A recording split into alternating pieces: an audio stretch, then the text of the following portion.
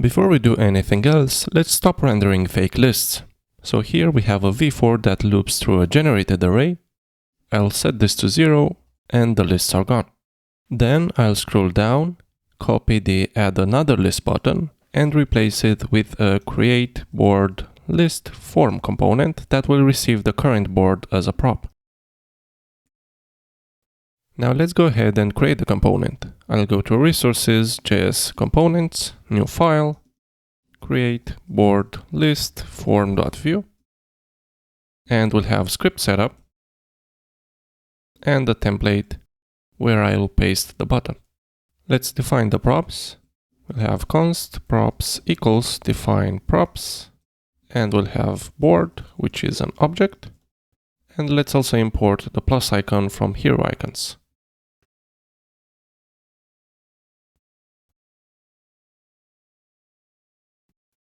Back to our board, let's import the new component.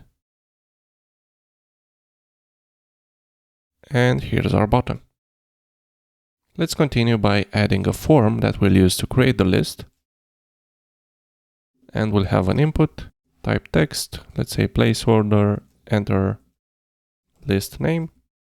And we'll have a div that will wrap two buttons.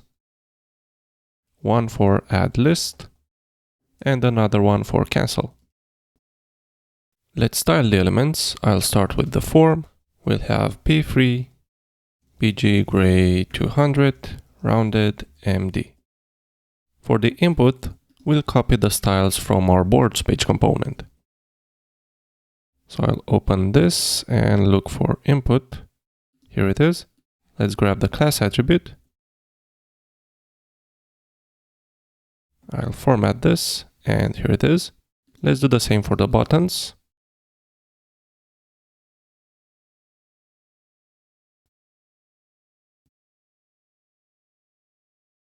And let's add some margin here. We'll do MT2 and some spacing between the buttons. And since cancel is a secondary action, we should style it as such. So let's remove the background and maybe have text gray 700 and hover text black. And let's also remove the shadow. That's better. Now, by default, the form will be hidden. It should only appear when the user clicks on the Add Another List button. So let's define a new reactive variable we can use to toggle the form. Let's say const is showing form, and the default will be false. Let's import the ref function from view. And then here we'll have if is showing form. And then down here, we'll have at click set is showing form to true. Also, this button should only be visible if the form is not already showing. So we'll have not is showing form. Let's save, refresh, click the button, and here it is. Now, when the user clicks the cancel button, we should set is showing form to false. So we'll do click equals is showing form equals false. Let's refresh. And here it is. Now our toggle is working, but it would be nice to focus the input when we open the form. To do that, we'll need a template reference. So I'll add ref, input name ref, and let's define it.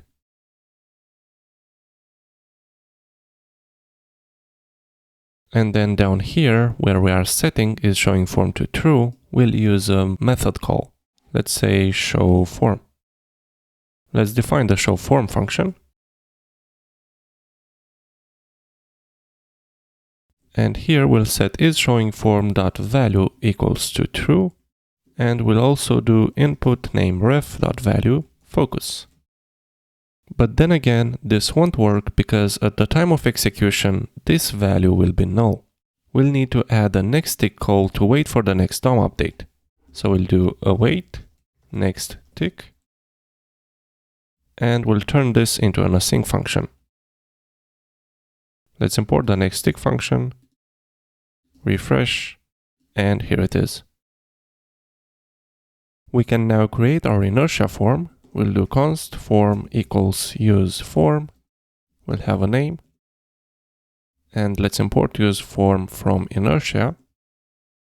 Then down here, the input will be the model, form name. Let's make sure we set the correct types for the buttons. This one will be submit, and this one will be a regular button. Now on form submit, we'll have submit prevent, and let's say on submit. Let's define the function.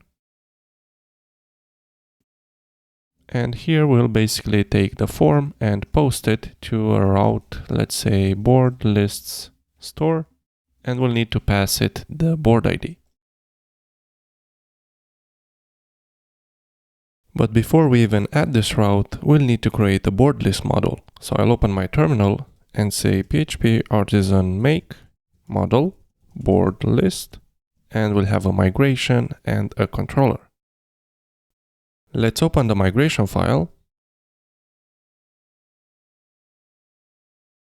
And we'll have table foreign ID user ID constraint, and on delete we'll cascade. We'll have another one for board ID, and we'll have a string for the name.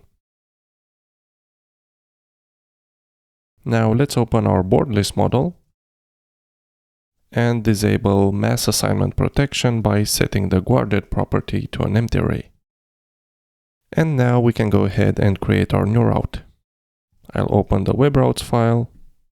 I'll go down here and say route post /boards/board. This one will be a parameter. Lists, and we'll have board list controller. We'll call the store action, and we'll name this board lists store. Let's import the controller and add the store action, which will receive the board model through route model binding. And let's add some validation. Request validate name will be required. Let's create the board list. We'll have board ID, which will be board ID. We'll have user ID, which will be the currently authenticated user ID. And we'll have name, which will be request of name. And finally, redirect back. Let's run the migrations and test it out. Refresh, add another list, my first list, click add list, go to my database, refresh, here's our table, and this is our list. Now let's go ahead and add the lists relationship to our board model. So here we'll have public function lists, return this has many board list. Let's define the return type and import it. Now in our board controller, on the show action, we'll need to load that relationship. So here we'll do board load lists. Now if I refresh and open the View DevTools, here is our list. Let's render it. I'll open the board page component, and down here we'll do list in board lists. We'll have a key, which will be the list ID. And then here we'll display the list name. And there we go. This is our list. Now there are still a couple of things we need to work on. The first one is we need to reset the form on success. So if I type in a list name here, press add list, we should reset the form. So let's go to our create board list form component. And here we'll do on success. We'll say form reset. Let's try it out. Refresh, type something in, add list, and the form is reset. Next up, it would be nice to refocus the input so we can keep adding new lists. So here, we'll basically do this. Let's try it out. Refresh, type something in, add list, and I can continue adding new lists.